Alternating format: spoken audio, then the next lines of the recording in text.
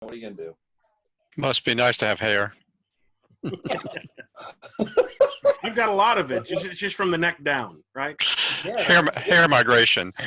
I look like Mo from the Three Stooges. I'm still bald up here, but it just all goes this way. So anyway, just wait, my brother. It'll all fall out. Don't worry about it. Chris, by the way, I don't know if you saw it. There's the Infinity Gauntlet right there. I do see it. You like that? Yeah. Yeah, it's mighty. Yeah, right. So a couple of quick things. I want to address. There's Brother Gerard. Let me admit him. Oh God, do we have to? Well, please tell me you heard that. That was the whole point. Not yet. He's connecting now. Well, now I feel like an asshole. Well, it is Friday. A couple of quick things. One, I want to reiterate that there's Mark. We're trying the waiting room feature for this. There was an instance of a Zoom bombing for a Masonic educational topic this week that occurred on a group from Refracted Light. I don't know exactly the details because after it happened, they quickly did damage control, which is what you're supposed to do. They reported the offender. But in the meantime, I'm doing this waiting room feature, and if I don't recognize who it is that's trying to come into the room, they're not coming in. So by bombing, Zoom bombing you meant that they're not really a part of the Masonic Brotherhood, and they just, hey, what's up? Yeah, and like I said, I don't know the extent of the damage that they did, but evidently it was very crass for what they did, and it was about Masonry and mental health, which is ironic because then all of a sudden the postings following were mental health resources for people like that. To answer your question, Brother Michael Paul, because I see Jonathan's on here too. Thank you very much for joining, John. Zoom bombing is when you have a meeting. There's a couple of different flavors of Zoom where you can have the same meeting number all the time. If you do that and you use what's called a PID, that particular ID meeting room is open. So for instance, in other circles, let's say for instance, if you wanted to meet with Troy and Troy's meeting times were 8 to 10 Monday through Friday, that link would always work. Well, I randomized the links for security's sake, but when they created this other room, evidently they posted it to public or social media. When they did, somebody came into the room that wasn't recognized. With that, I also went through the Freemasons Education Committee or Louisiana Education Committee group, and I found 3 folks that don't really apply to that group. And by don't apply, I don't mean like because she was a woman or he was black, they're out. There were some people in there that, like, one was a vendor for Masonic garbage, not good stuff, garbage. Not like one of the friends of the vendors we know. It was Masonic garbage. One of them had a bunch of Illuminati stuff on his page. He's not in a jurisdiction in the world that we have amity with. That's another strike on them. And then the third person, it was basically a fake account. I mean, it didn't have any information on it that really applied to Louisiana or Freemasonry, so it doesn't really belong. So all that to say, the normal spiel for the beginning of the meeting, reminder to everybody that what we're fixing to discuss is not a tiled lodge. This is, you have to censor yourself in that regard. Obviously, this is not a normal lodge meeting. Also, this will be recorded for replay on social media following the meeting. So watch your comments, watch what you say, as always, as we always should. I'm going to try and readmit Glenn Gerard. I was just joking about don't let him in, but Well, yeah, I canceled it. No, I'm just kidding. He's coming in now. He's coming in. Yeah, that's some reverse psychology there, right? School kids getting popped in on their Zoom meeting with somebody flashing stuff that a bunch of kids ought not see. Yeah. And Zoom is, for as good as it is, it's definitely not secure. Well, and it's not as secure as it could be, right? Yeah. So, all that to say, I'm happy. That's Brother Gerard. What I was discussing earlier is why you had to go into a waiting room for this week's meeting. There was an incident of Zoom bombing that occurred.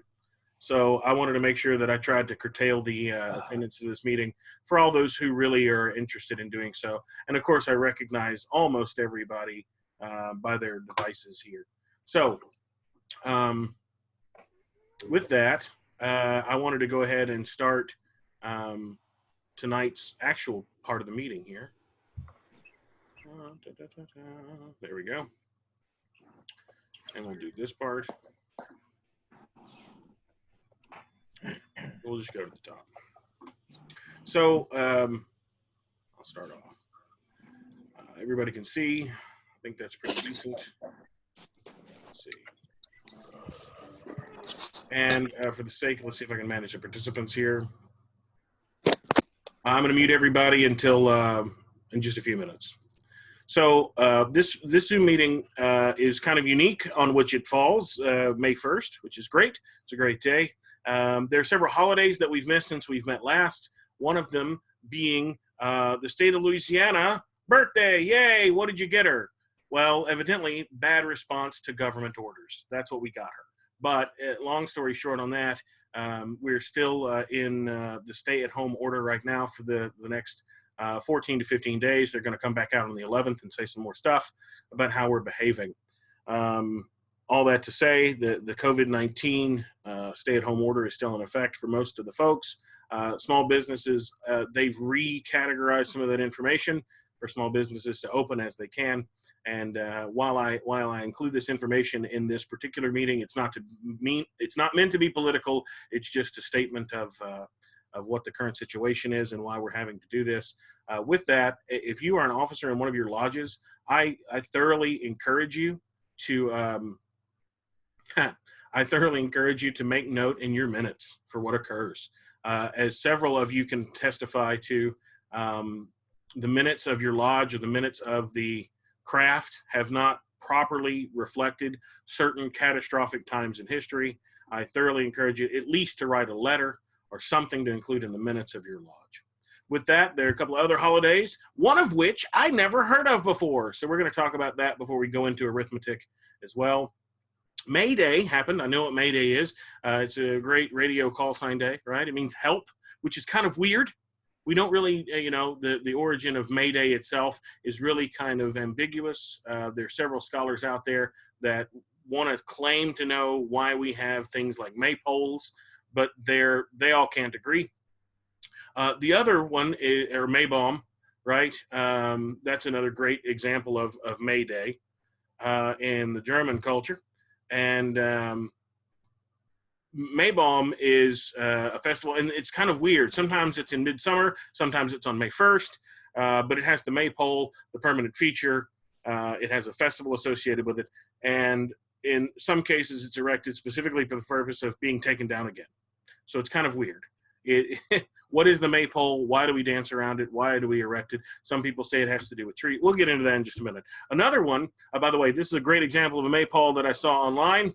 And interestingly enough, if you look right there, there is a symbol that we know and love. So, and I think that's not the heart from Guinness. I'm fairly certain. But interestingly enough, it's on the fourth rung down. But square and compasses on a maypole. Sometimes they're trees, sometimes they're actual trees, sometimes they're metal poles, sometimes they're taken down right afterwards, after the festival. Sometimes they're meant to symbolize trees. There's a lot of controversy there. The other one is Walpurgisnacht, right? And I think I'm pronouncing that properly. I'm probably butchering it. Walpurgisnacht or Walpurgis Night is an abbreviation of St. Walpurgis Night, also known as St. Walpurgis Eve. It's a Christian feast day of St. Walpurga, right? The one you everybody knows. No, nobody. I never heard. I'm a practicing Catholic. I've never heard of St. Walpurga until like I was this week's years old. So come to find out, it's on the night of April 30th. This is a really cool story. It's a German story. There's German literature. It's mentioned by Jacob Grimm in the chapter of Goethe's Faust. It talks about the Magic Mountain and Walpurgisnacht, or Walpurgisnacht. In Bram Stoker's short story, Dracula's Guest, that's that night, right? It's also called Witch's Night, which is kind of interesting, are Hexennacht, right? So long story short on that one, maybe witches are like elf-like, godlike maids. Maybe you dance 12 days in the snow to dance the snow away, naked, maybe, ladies, maybe. I saw 0 dancing naked ladies on April 30th, and I was looking, but I didn't see any. Mendelssohn, interestingly enough, a friend of Goethe, actually spent 13 years putting his poem Die erste Walpurgisnacht, which is the first Walpurgisnacht, to music.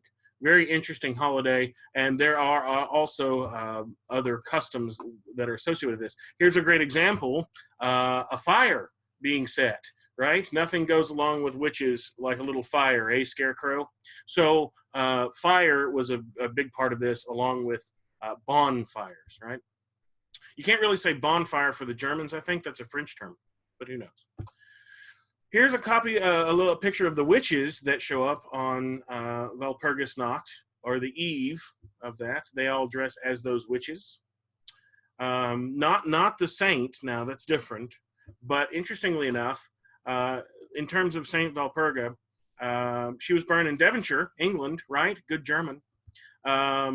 Basically, after her death, the walls of her tomb began oozing a healing oil. You know, it's a weird thing. She was canonized about it. Her body was subsequently chopped up and dispersed across Germany and France, like you do, to spread the miracle around, right? So, you know, I hope to be as lucky. Her feast day is May 1st. She's considered the patron saint of coughs, storms, and hydrophobia, and of course, sailors. Interestingly enough, about the hydrophobia, we'll get into that later on. Well, probably not. It's a big mess. The hydrophobia part actually had to do with whether or not she was rabid, right? So essentially, Saint Walpurga, an English woman, went to Germany to work for the Catholic Church, became associated with Holga, a Germanic goddess, and then later with witches. And then, of course, they had Saint Walpurga. When basically they were doing their weird April 30th dance in the snow to dance the snow away, they were saying it wasn't, no, Catholic Church. It wasn't for Holga. It was for Saint Walpurga. That's it. That's the one. So they weren't burnt alive on the stakes. So a couple of traditions for that night. Grain, they would grow as high as the farmer could jump. Interestingly enough, here's another great one. The lady of the house would leap over her broom. Oh, right. And then old brooms were burned. The Walpurgisnacht fires were also used to burn anything that had worn out over the previous year. Straw men were made and endowed with things like illness and disease and even bad luck, and burned in the fires as well. So all that to say, bells were hung around the cows' necks, right, to ward away the witches. So again, a lot of weird customs derive from that. Really a crazy time. I have no idea, to be honest. I have no idea. So a couple of different items for you to discuss. These are the 6 that we always talk about every meeting. Something to research, something to read, something for online, something to learn about, then discussion, and then scripture. Something to research. Well, tonight's topic is arithmetic. And it's very difficult to take away arithmetic from number or numeral, right? A number and a numeral are different, and we'll get into that in a little. If you ever get a chance, research the difference between a number and a numeral. That's a different definition. Everything we've been talking about in the trivium, the 3, have been the art of, and it had to do with the word. Well, now we've crossed that plane into the quadrivium, and now we call it a science, which is engaged in considering the properties and powers of numbers, and which, from its manifest necessity in all the operations of weighing, numbering, measuring, must have its origin in the remotest ages of the world, right? And it does, and we'll talk a little bit about those origins and maybe some erroneous ones in just a minute. Something to read? Well, The History of Numbers by David Osborn. Great resource. And it's a quick and down and dirty online article. You can find it. It's got a couple of pictures with it. It's a fantastic resource for you to pull up. Here's another great one, The Story of One with Terry Jones. Yes, that Terry Jones from Monty Python, but he did a bunch of historical documentary stuff too. The Story of One, and then The Story of Zero is another great one. Here are the online resources for you. The Warden's Retreat is always the first link that we have in these meetings just to have access for it. The VedicSciences.net article, that is the history of numbers, .html. And then the khanacademy.org/math/arithmetic. And I'll move this out of the way a smidge here. Well, I'll go back. Previous slides. And you can kind of get an idea there, right? So math and arithmetic. Something to learn about. Well, how about basic arithmetic versus numerals in general? Now, what you have in front of you is a representation of numerals, not numbers, which is kind of weird. So numerals are the symbol that represents the quantitative number. Makes sense? Basic arithmetic we'll get to in just a minute, but I wanted to give you an example of how they originated over time, right? And everybody's seen like the digital clock numbers too, right? Well, another great example is in terms of how many straight lines you have when you draw these things. That's another, it's kind of an old wives' tale, and you have to work really hard. It's not historical. In terms of one being one line, two, having a two and then a solid line. Long story, it's a curve and a line. But to give you an example of how things kind of went down the row. If you were looking at this number here, this numeral, to represent the number 4, you would think it'd be a backwards 3, right? It's kind of weird. And a great example is this one here in Arabic, right? That's the numeral for 5, but it looks like a 0. Kind of crazy. All right, Roman numerals, right?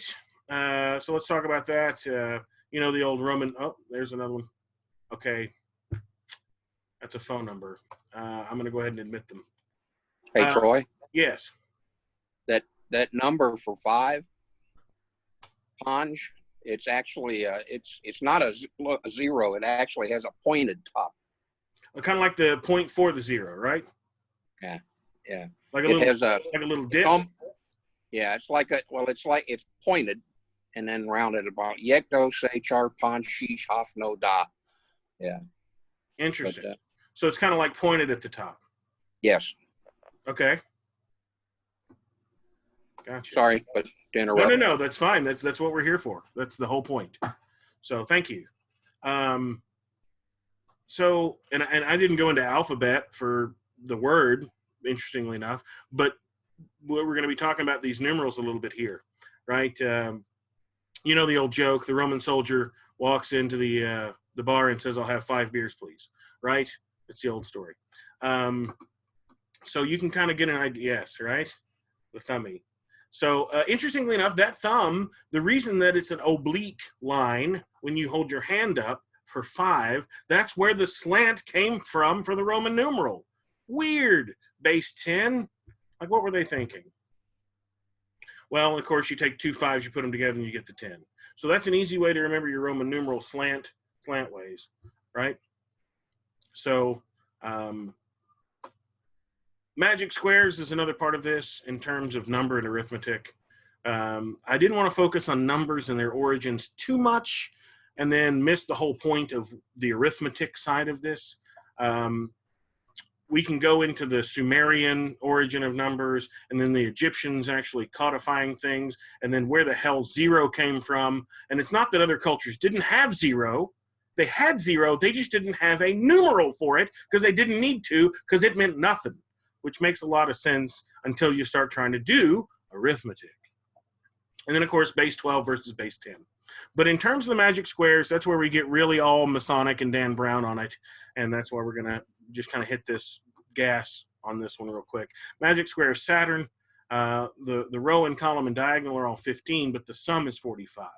Very magical set of numbers there. The magic square of Jupiter, that's the diagonal being 34 and the sum being 136. And then 65 is Mars, and that's a totally different reason as to why those numbers are the way they are. But one of the things is the Pythagorean magic square, right? And of course, we know that is the 47th problem, right, of Euclid. Now, interestingly enough, in some jurisdictions, crazy as that might be, the 47th problem is their past master's jewel. think about that for a second and say how important math and numbers are to the craft. And again, the 47th problem is number and geometry all in one in technically three-dimensional space. It's kind of cool. So you can see how this a squared plus b squared equals c squared, the whole deal. It's the, I don't want you to try and have to do math tonight. That's not the goal, especially, given the topic that we're talking about. The sum of the numbers in a magic square. They call them magic squares, and we've termed them Freemasonic magic squares, but they kind of go back farther than Freemasons. As a great example, there's a Templar magic square, and again, I'm not trying to tie the Templars into the Freemasons because, well, I'm not. But a great example is the Latin phrase that you may have seen in the magic square. Here, it's Latin for the farmer Arepo keeps the world rolling, right? And you can actually see that this particular magic square, and some people say it's a Templar magic square. That actual magic square has been used all kinds of places and in certain texts too, alchemically, which is really kind of another whole topic we'll get into one night. So here's another great example of a magic square and the square and compasses traced. So the sigil of the square and compass is on here. And again, the 1, 3, and 7 on one, and the 8, 9, and 6 on the other. And those are particular numbers. And if you add these up in the horizontal, the diagonal, and the vertical, they all add to the same number, which is kind of cool, with the G in the center. So with that, I want to end the show here. And I want to hit the scriptures for tonight real quick. Number, of course, arithmetic, that's all in the Bible too. Here's a great example in 1 Kings 7:23. And he made a molten sea 10 cubits from the brim of one to the other. It was round all about, and its height was 5 cubits, and a line of 30 cubits did compass it around about. Another great example is in Genesis 6:15. And this is the fashion which thou shalt make of it. The length of the ark shall be 300 cubits, the breadth of it 50 cubits, and the height of it 30 cubits, right? So you're giving numbers three-dimensional space because you're using numerals to indicate the number value. Very interesting time. 1 Kings 6:2 and 3 says the house of the king, which the King Solomon built for the Lord, the length therefore was 60 cubits, and the breadth thereof 20 cubits, and the height thereof 30 cubits. And my favorite for numbers, numerals, and the Bible is Psalm 90:12, which says, "So teach us to number our days, that we may apply our hearts unto wisdom." So with that, not a very deep dive on arithmetic on purpose. Again, I didn't want to, let me stop the sharing here.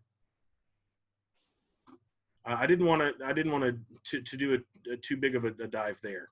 The whole point was to kind of get your brain on arithmetic and discuss that a little bit, and to bring it up for you to have something to study between now and the next time we meet.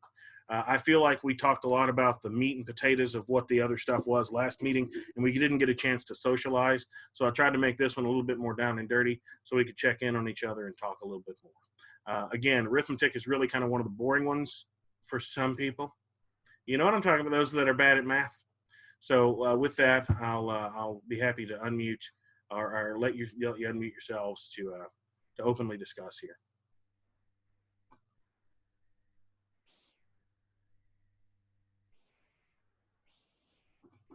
Well, it's pretty clear that numbers mean a lot to us in Masonry with the number, I mean, right off the bat. How much is a lot, Kevin? See? Numbers. Well, anyway, as far, I mean, really early on. Infinity plus 1, Troy. See, you didn't tell me to have to count. Okay, I'm just, anyway. So, but really early on in the Entered Apprentice, you started seeing numbers like immediately. So, it's really a big deal. A big deal is whatever you want to call it. But, the number, the threes, the sevens, and I mean, it's all, very, very important parts of our, you've got the three without trying to, we're not Tyler Lodge, but, you got a lot of threes, that you're introduced to right at the end of that Aaron Apprentice, degree. And so it's not by accident, I guess,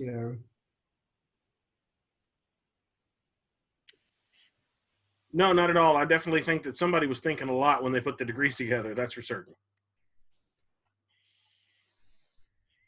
And geometry is just numbers in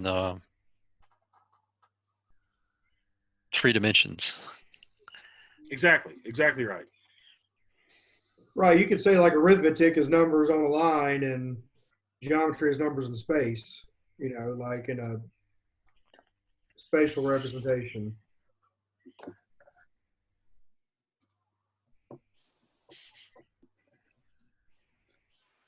Well, in high school, I learned how to use the slide rule, which creates multiplication becomes addition. For those of us that are old enough to know about slide rules. That's correct. I'm in my 40s. I have no idea what slide rule I got. I'm 35, and I know what you're talking about. But again, I know what slide rule is. I want to use one. You might know abacus. I still have my slide rule. I still got 1 or 2 or 3 around here. My son may have one of them. When he started learning logarithms, I pulled it out to show him. That's there you go. Easiest way to. Early calculator. Hey, look at that precision. Or was that a 3 digits? Didn't slide rule Sean over there. Sean over there. 70s. Well, believe it or not, several vendors for radio, for broadcast, we still get slide rules as a gift all the time. But it's analog. It's not digital. Right? That's right. Hey, man, those things are precise, though. Yeah, it's from 1970 something and still dead nuts accurate. Damn straight. So what you're saying, Brother Griffith, in terms of arithmetic being number in itself, geometry being number in space. That's the word I was looking for, in space. Yeah, number in space, then number in time, and then astronomy is number in space-time. So, and again, that's what they call the advanced four, which is number, matter, and quantity, right? How do you measure anything without number? Well, something that's interesting too is then Troy, if you're going to talk about, let's call it to the nth degree, where does that come from? You have speed, velocity, acceleration. You have quantity of acceleration, but then you have vector magnitude. And again, I mean, getting it really, well, again, you could say velocity, guys, speed plus direction, whatever. But you talk about to the nth degree, there's always a rate of acceleration. There's always a rate of acceleration of acceleration. Now we start talking about degrees. Degrees, right? Where so the whole idea of arithmetic, numbers, geometry, etc., there's always another degree. And so something I always found interesting was that whole premise, right? In science, engineering, specifically aeronautical engineering, you always measure things in a certain rate of something, but that rate is always another degree. So taking it to the nth degree means n plus 1, and plus 1 means the next degree. Something that's always an interesting thing is we're always studying things about the degrees in Freemasonry. So something about numbers and that I guess just kind of rang about. Anybody know the history behind the hour being divided into 60 and the circle into 360? Degrees. Do tell. That I don't know. The most I know is that I've been able to find out is that there was an ancient somebody that used a base 60. Well, that's what I typed earlier. The Sumerians actually used a base 6 number. I mean, Sumerians includes a crap load of people, so it's not like there's just. But there actually was a culture who didn't use the base 10; they used the base 6. That Hexadecimal. Right, exactly. So they probably, I mean, it probably goes back that far. The Babylonians divided into base 60. Right, it didn't take them long to figure out that you divide the the ancients knew how long it took the Earth to rotate in one day, and that's 24 hours. You can you can divide that by 6 like real quick. So 15 degrees an hour. right. I guess what we're saying is it's basically a case of that's the way we always did it. Well, no, I mean, it goes back to astronomy. That's what we're Okay. talking about, right? Here we are. So here's a great example. The Sumerians watched the sun, moon, and visible planets. And of course, then we started dividing things into 360 days to determine about the rotation. Consequently, they did rough math and divided the circular path into 360 degrees to track each day's passage. And then probably around 2400 BC, that's when we started getting the 360-degree circle. Around 1500 BC, the Egyptians divided into 24 hours, so they did a far more divisible day. The cool thing about the Egyptians, I want to hit this real quick. I did a great study on what a cubit was a long time ago. One of the first things when I started reading the Bible. Nobody really has an accurate cubit. There is one under glass, right? A royal cubit. You could talk about an Egyptian cubit, a royal cubit, the Pharaoh's cubit. They used to carve these things into ebony wood so that the moisture in the air wouldn't make the nicks on the board, on the piece of wood, change over time, so that the vision was the same. But the cool thing that they did, and this is really brilliant, in order to find, well, here is a cubit. Well, what's half a cubit? Well, that's easy. You just find the midway point, right? And you can take a string and double it and find the midway point of that. Or you can use compasses, protractors, and all that other fun stuff they didn't have. But again, you can find the midway point between 2 points quite easily on a piece of wood. Long story short, they did infinite divisions up to a 16th of an inch, right? So the cubits were even broken down into 32nds of an inch and even 64ths of an inch in what we would consider an inch back then. You can call them centimeters now, but again, what is the unit of measure you're talking? Long story short, it's cubits. So they actually went down into very, very, very fine degrees, to use that word, of the cubit in terms of measuring things. So when we talk about the Egyptians dividing things further, either way you want to go, farther in terms of humankind and further down into infinitesimal pieces, they were good at that. They like taking people apart too. So, but yeah, so the 24 hours a day, long story short, base 60, 360 days in the year, divide that out 1 degree per day, then you get the little solar circle. Yeah, cool.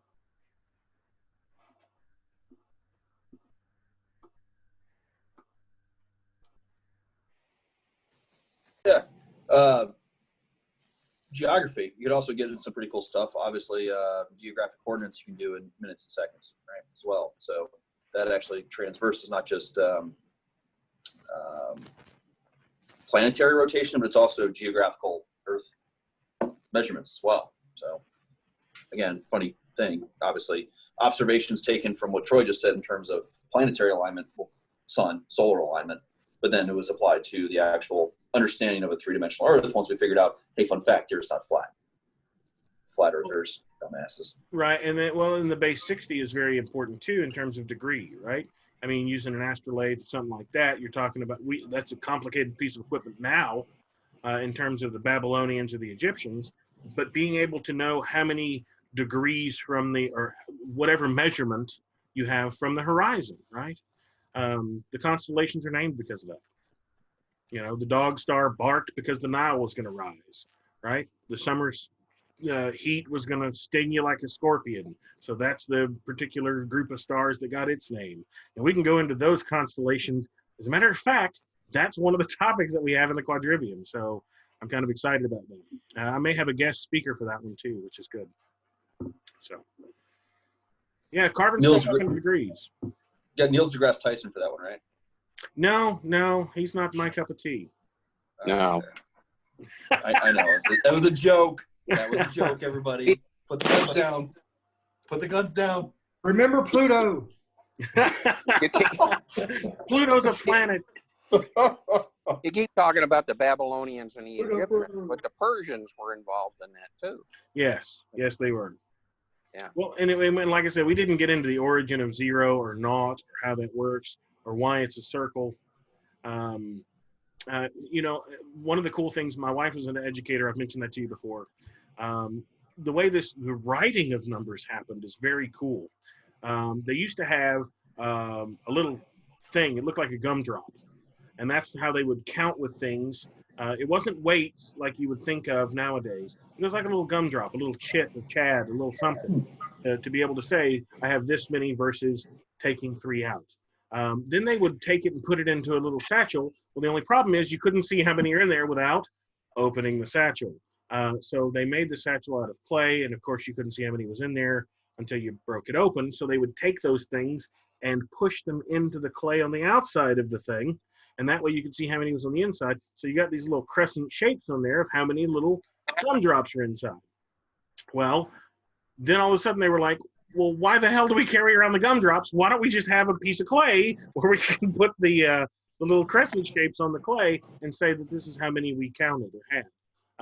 And so that's what we did, and that we as a humankind. Then all of a sudden we started. It sounds like women invented that one.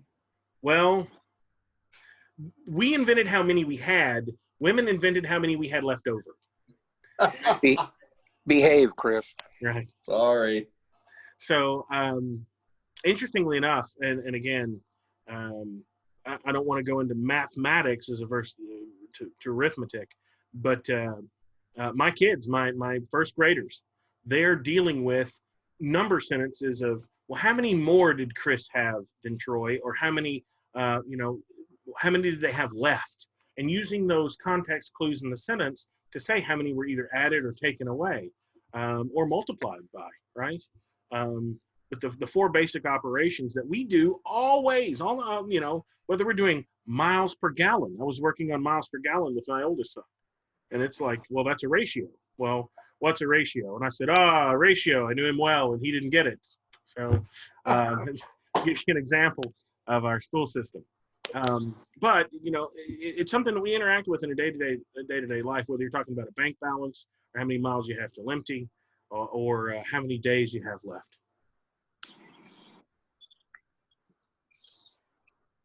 Brother Gerard, how's your leg holding up? It's doing well. I'm actually walking around without the cane, and I'm not limping as much as I was. It's feeling a lot better. It's not giving me as much problem. I got the biopsy results back yesterday, and they were negative, so that's a good thing. So, yeah. You were talking about, you said you were talking about the origin of zero. When I spent a couple of years in Iran, and while I was over there, I knew a college professor, and I don't know how we got into discussion, but we got into a discussion. We were talking about the Persian culture and some of the things that they had done, and that's where I mentioned them because they were heavily involved in astronomy and numerology and things like that. And then he was saying that the origin of zero came from can't remember if it was Darius or Cyrus. It was during his time, and that they were making a list of tributes that were being paid, and one region paid no tribute, and it was left blank. And he says, "What is this?" And he says, "It's nothing." And he says, "So they've given nothing." And then so he with a stylus or whatever it was, he jabbed at the mark and left the dot, and that's where they got the dot for zero. It's a good story anyway. No, I like it.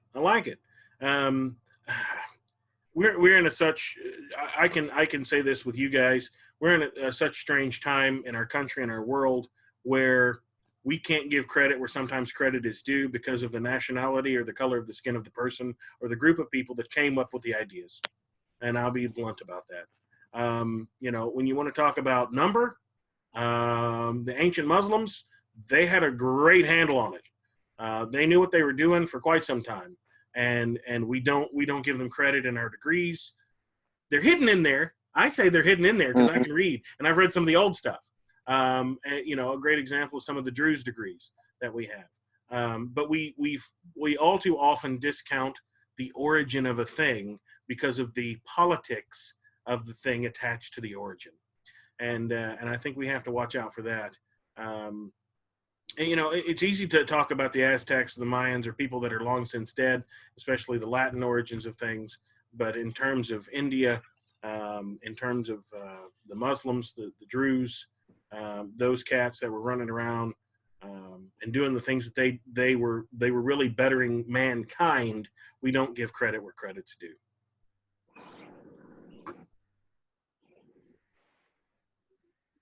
Yeah.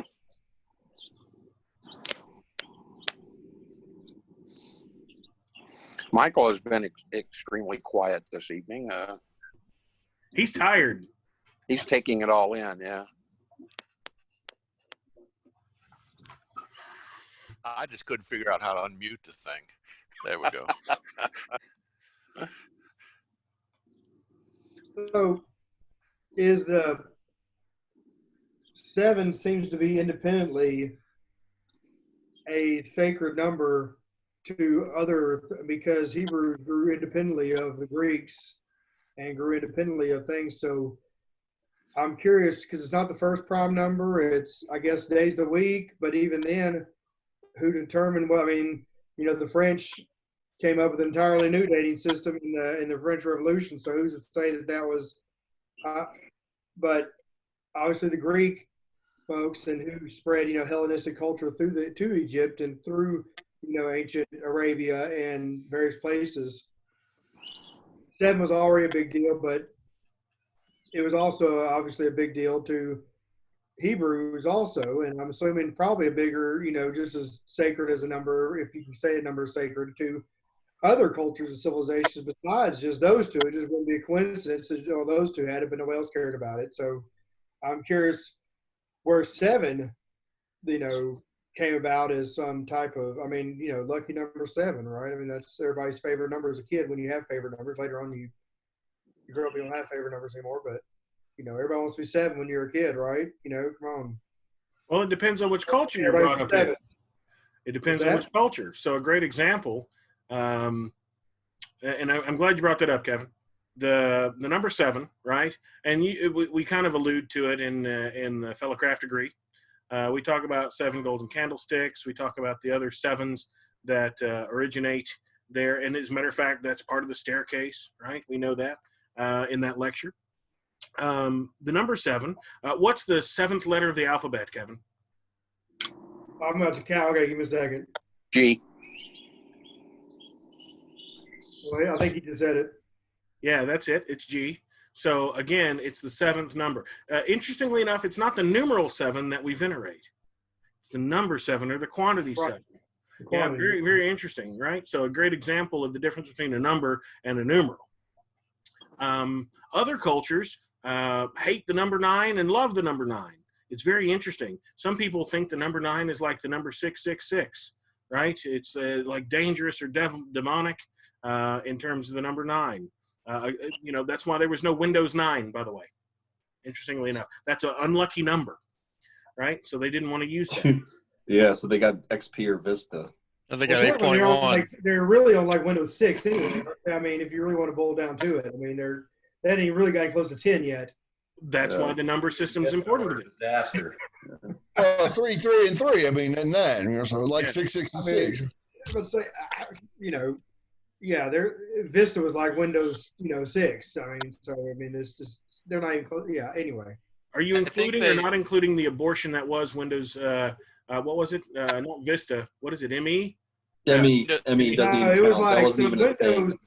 Windows 95 was like technically Windows 4. No, Windows 95 was one of the most stable platforms ever built. And Vista was Windows 6.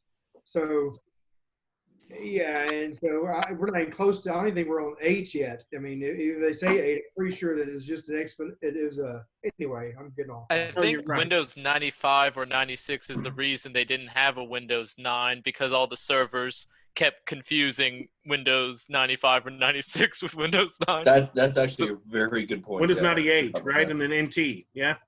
But that was just an expansion off of Windows 4. It was still Windows 95. It was still Windows 4.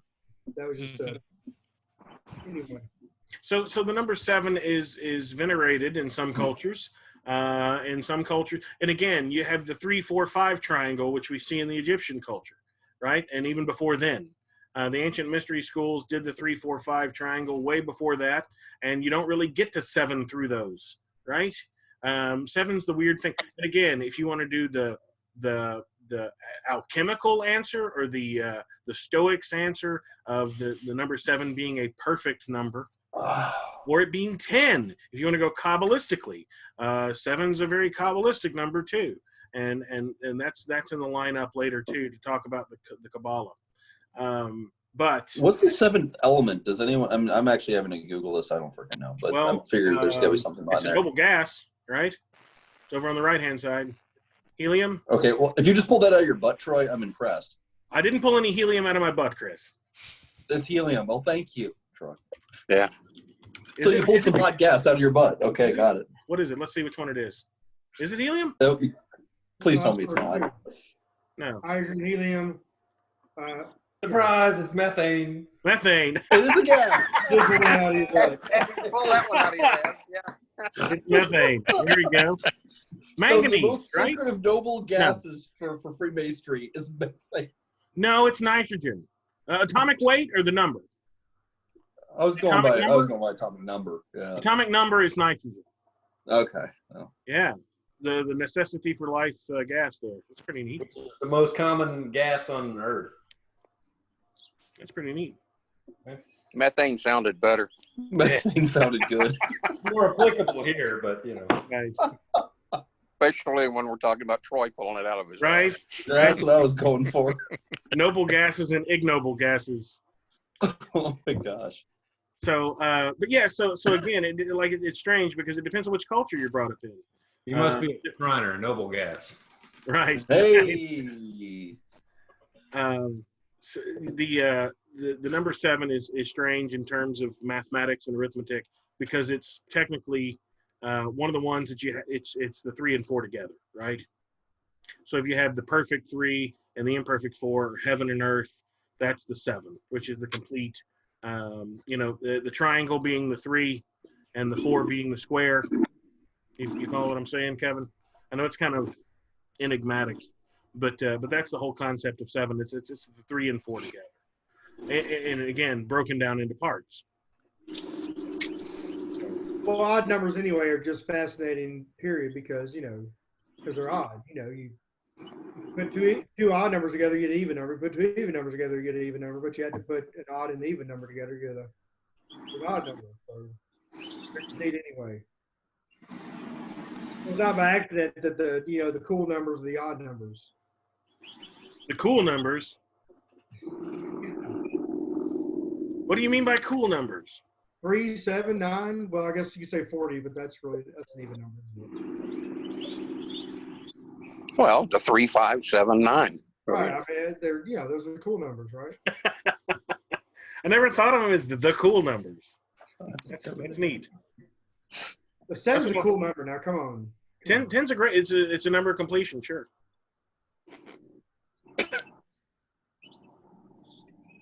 There's always a scale of 1 to 10. Why don't we use 0 to 9? Well, in I go to 11 and stuff. I like to go to 11. He wants to turn it up to 11 is what he wants to do right now. The corona's getting to him. Yeah, turn it up to 11. Turn it up to 11. 11. A baker's dozen. 11 team. Lakers dozen? Baker's dozen. Baker's dozen. Now I thought a baker's dozen was 13. It is. It is. It is. Okay.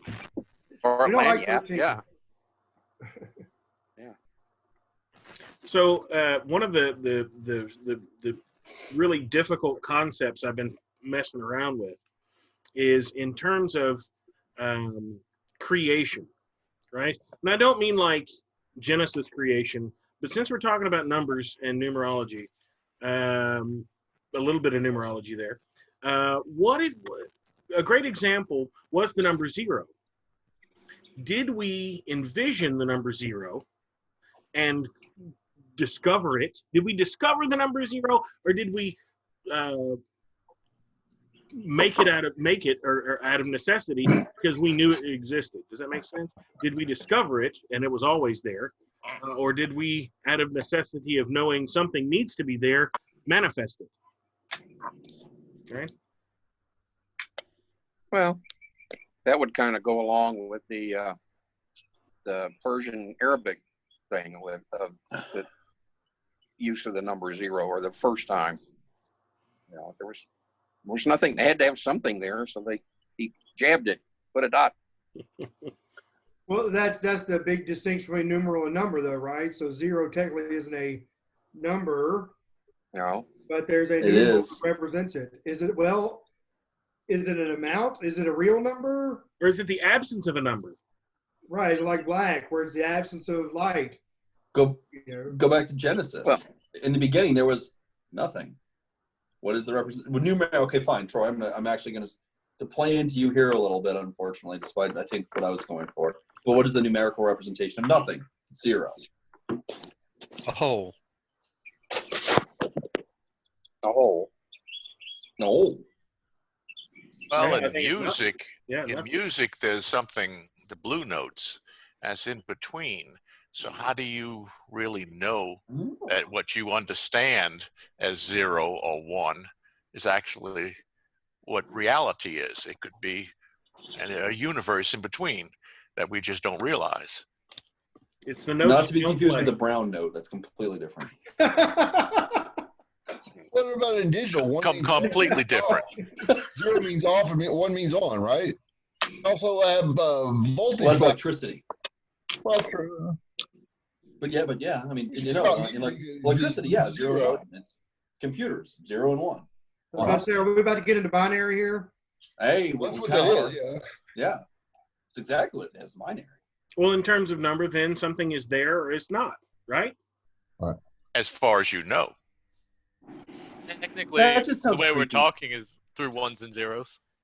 Right. It's by all technical. So in high school, I was forced to read a book called Flatland. Has anybody ever read that? I understand the concept of being forced. Wow. So it's basically a book about a two-dimensional stuff throughout the whole book. Original Tron. And yeah, kind of, yeah. But kind of one of the arguments throughout the class was, how do they know where anybody is? Because it's a two-dimensional space. So if you have 0 thickness, see it. So how does one know where another one is from 0? But the book Flatland was kind of a weird kind of thing.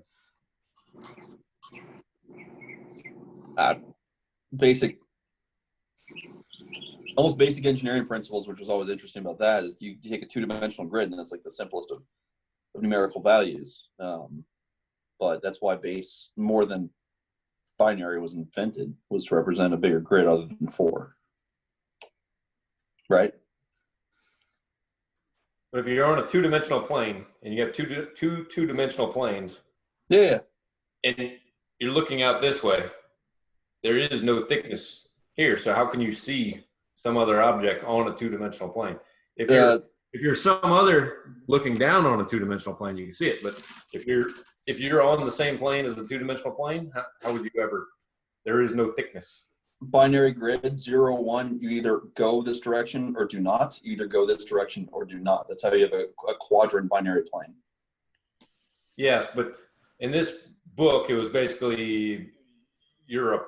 I forget the exact story. It's been a while, but this is some guy, and they're both talking to each other. It's like, well, how do they know where each other are when they're on? You're looking at it on edge, not down. Yeah. Yeah, you got to look horizontally if you're actually doing the whole binary plane principle of 0 and 1.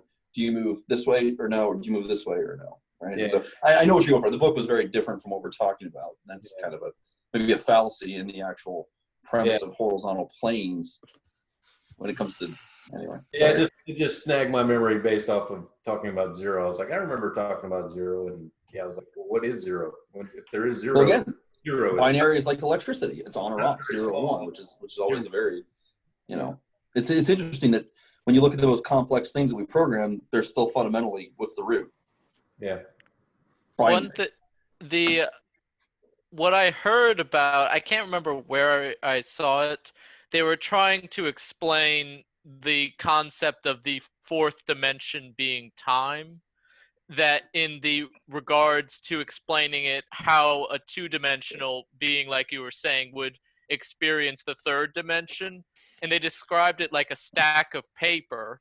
If you draw a line down the side of a stack of paper, those paper people, being the two-dimensional people, would experience that three-dimension sequentially, one after the other, down the stack. They wouldn't actually see it all in one stack. And that's kind of how we experience time, one moment after the next. So maybe there's a fourth dimension where everyone experiences time all at once. It was just an interesting thought, I thought, but I thought it applied to how... No, and that's a great point. That's why we start, and there's a difference between quantum theory, right, and then field theory. And quantum is the fifth dimension is time. So yes, it gets a little messed up there. Space-time, right? They that's word merge those two concepts. And I'm going to turn you guys on to a guy that you may or may not have heard of. His name is... That sounds really weird. Well, you know me. His name is Nassim Haramein.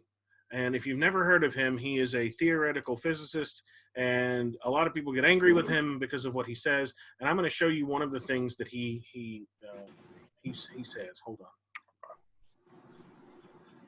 And just so Chris can see, here's my desktop. Here's my desktop, Chris. I want to know where you got. I want to know where you got that wallpaper. I like that. That's I'll send sexy, it to you, man. I'll send it to you. Okay. Yeah, me too, please. Yeah. So this is Nassim Haramein's theory. We're going to call it a theory because, they used to burn people at the stake for thinking like this. So I'll just show you. So I already have a problem with this. Yeah, right. Okay, so is there zero dimensions, right? Well, no, right? What he said was, is there one dimension? Well, that'd be a line, but then the line isn't zero dimensions, right? We know it's also not one dimension. Well, that's right. So the first thing is a two-dimensional shape that we can draw. Interestingly enough, when we draw it, it actually literally is a three-dimensional shape because it has a third dimension. But in terms of, his illustration is, what is zero dimensions, aka a point mathematically? A point, a single point. A point is mathematically impossible. That's right. So then from there, you take a bunch of those points, and again, which basically the zero dimension should not exist. Right, Chris? Okay, correct. So then one dimension is a single line, right, or a series of points. Two dimensions is when you create a finite space within those lines. That'd be the second dimension, which is made up of points. We also get an infinitesimal or negative infinitesimal. Well, we call it a plane, right? Two dimensions. The second dimension would be a plane. Okay.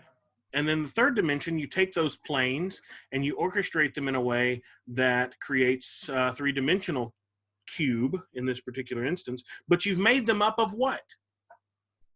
And so he says, basically, zero dimension. One dimension, which is a point, singular dimensional, which is a point. Right. So zero dimensions doesn't exist. One dimension doesn't really exist. Two dimensions doesn't really exist. But all of a sudden, three dimensions does exist. What the hell happened?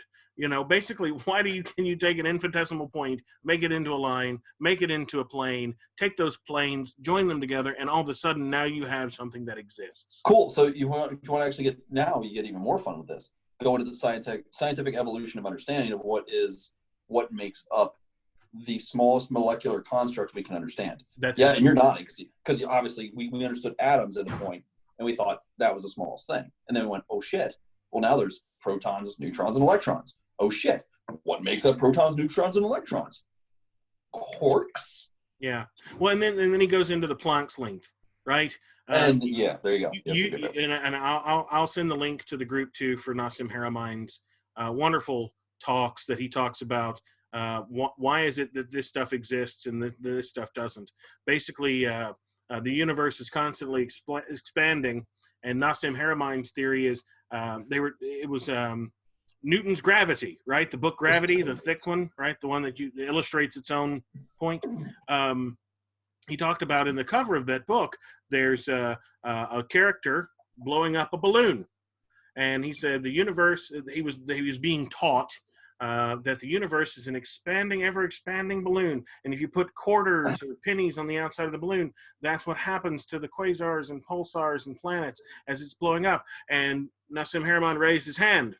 He goes, yeah, but who's that guy? Right? The guy blowing up the balloon. So that's why they threw him out of that class. so you get the idea of basically if there's an expansion, then there has to be a cause for the expansion. That's what he was trying to get at mathematically. Unfortunately, he is heretical when he comes to some of his physics. In terms of the Planck's length especially, he talks about the weight of an atom and why that weight of the atom that we have, the atomic weight that we assign things, doesn't add up mathematically. Long story, but I'll send the link to everybody too. Which is an interesting theory because he's fundamentally challenging the fact that subatomic particles don't have predefined weights. Yeah. But if that's true, then you're basically redefining what a atomic particle is based on weight. And that's what you're saying, I think, is that it was out there because he's basically challenging the fact that I'm going to make a small correction. Mass, not weight, right? Yeah. Correct. Yeah. Sorry. Molecular mass. I like this guy already. It gets to be interesting. I mean, then again, you look at subatomic. It's so funny. We focus on two different. When you really get into real fun, crazy stuff, like I'm going to go Jack Nicholson here with the crazy hair. When you get into fun, crazy stuff, you look in two different directions. You look subatomic particles, as small as you possibly can, but then you also take the astrophysicist who look in the biggest direction possible. That's it. And that's why he was saying the unification theory doesn't match up because you're using two different maths for each one. No wonder it doesn't match up because you're saying that a subatomic particle is supposed to behave in this manner. Meanwhile, the planets don't behave on that manner. That doesn't make sense. Another great example, Brother Paul, that he has is in terms of finite space versus infinite space. And he said, so let's just say I was going to create a finite space and I would draw a circle. Once I drew that circle, right, basically how many times can you divide that circle? Let's just go ahead and polarize the shape inside there, and let's draw a two-dimensional triangle inside that circle. When you do that, of course, you draw then the polar opposite of that, and so you basically get a Star of David or something like that inside the circle. When you do that, then you zoom into those triangles and draw the shape again, and zoom in. Michelangelo theory. Yeah, so how many times can you zoom in and draw that shape? Infinitesimal. That's essentially a fractal, isn't it? Well, no, fractals go out, right? Oh, yeah. So, but in terms of a finite space, right? We circumpunct finite space. If you were to basically, what did he call it? He used a phrase for it. Forgive me for forgetting. Finite space, but he called it something else. Basically not allowing anything inside and out, but if you continue to zoom in, you could do so infinitesimally. You could do it infinitesimal. That is the actual word, I think. Yeah, you could do it infinitely. Or vice is infinite. Well, and again, with the confines of the construct, which would be the outside of the circle, right? Because I've made a confined space, right? Well, but then, yeah, I know, but the premise ultimately was that the fact that the universe is a confined space. Is it? Right? That's the question. And the second question is, how does this apply to Masonry? Because I think it does. Well, and what Nassim Haramein does that really gets the goat of a lot of mainstream theorists and physicists is he actually applies he says, if it's scientifically true and mathematically true and spiritually true, he actually adds that in as well, and historically true. Right, so a great example of him using the masters, he refers to them as the masters. He says that when the masters say, when you're looking for answers, look within. All is within, right? So in terms of a construct of infinite or finite space, you can find infinite space within. So mathematically, geometrically, scientifically, and spiritually true, as well as historically true for mankind. When he really gets on the nerves of some people when he starts talking about Siddhartha Buddha and the Christ and other masters of mathematics and science that got it and we didn't, right? They were quacks and we threw them out the bathwater. This is actually one of the things that so appealed about Freemasonry that so appealed to me was particularly in the fellowcraft degree, the marriage between faith and science, and how it doesn't shun one over the other, that it holds them both up and teaches both are important and necessary to get the whole picture. That's my boy. Boy, you're my boy. Yeah. No, Well, it's- and I agree with you, Jonathan. It He's also paid depends on attention, perspective. Michael. Yeah, right. Well, even better, we go back to talking about zero dimensional plane, zero dimensional theory. But you go to a line again. The funny thing about a line's actually not. I mean, if you go to a point, you can reverse engineer that. You can define a point by two lines. Now, what is a line? And you go to that theory, a line is infinite, never stops.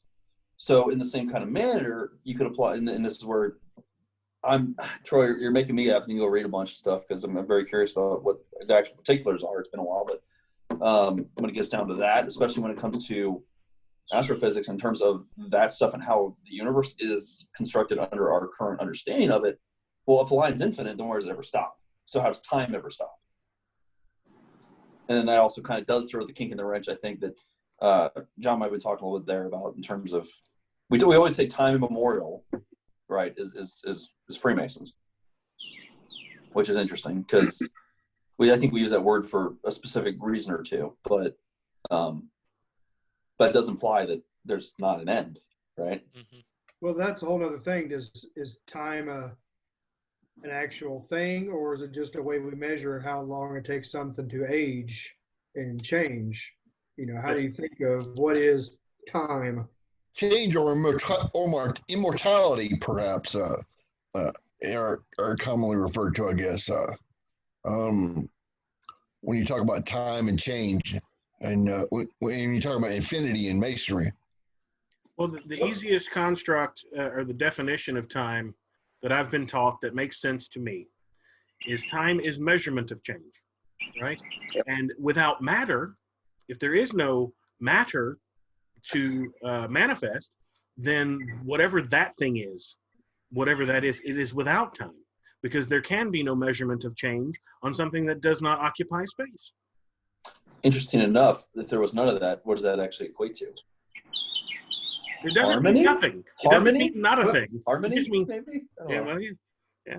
Fun theory there, but you know. Well, and that's where you get into. I'm not going to sit here and act like I'm smarter than Einstein or whatever, but obviously, but he talks about, you know, time and space time and everything else like it's the same as light, like it's waves and stuff like that. And it's kind of hard for me as a, you know, liberal arts major, I guess, to wrap my head around. So I'm like, well, time is just a human construct to, you know, measure how things change.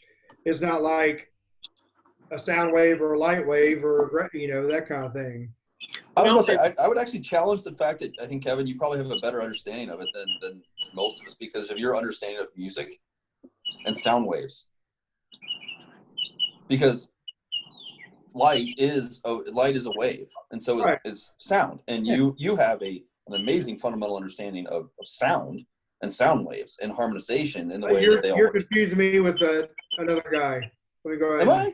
Yeah. Well, I have a basic understanding. We can think that Kevin does that. We can all. Hey, Kevin, you didn't know? Let me pull the e-brake on that right now. Yeah. Take the credit, Kevin. Take the credit. Take the credit, buddy. Sorry, man. Yeah. I'm surprised Anyway, nobody's. continue. What were you saying? I was still listening to you. Oh no, but in terms of sound, I mean, I was getting into the. Oh yeah, I feel like a jackass. But in terms of the music stuff that we talked about, it's the exact same kind of principle. Everything is, there is a wave, right? In terms of there's a harmonic frequency at which things move, and that doesn't mean that it necessarily has to be heard or spectrum or seen light spectrum. So there is a very good correlation between the two when you really start to look at what comprises the different sensory perceptions. Ooh, the senses. Well, in perspective, that was the magic word that I was going to use for Kevin's talk about time. When Einstein talked, it was time in relativity to what, right? It's not just time as a Right? Yeah. So it's in relative to what? Right? If it's the perspective of the person riding the light beam, that's different than the person that watches the beam go by. Right? Is light a particle or a wave? Yes. Both. Both. 1 over time is Hertz, right? Well, when you consider that a particle already has vibratory motion, and what makes up a wave is multiple particles, it's trippy. There's a lot of trippy. You really need to shoot that It's fun to bird. read. There. All right, brothers, it's a little bit past the top of the hour. I've already gotten 2 hugs from the children, which means it's time. They're wanting me to come out and play with them before the sun fully goes down. I thank you all for joining tonight. I will be posting links to the other information through the normal work places that you see the links to the Zoom meeting. I apologize again for the extra step that you had to go through in the waiting room, but you see why. Appreciate you guys joining us. Love you, mean it. And, of course, govern yourselves accordingly and keep good track of your time. Thanks a bunch. Troy, thanks for doing it, brother. Yes, sir.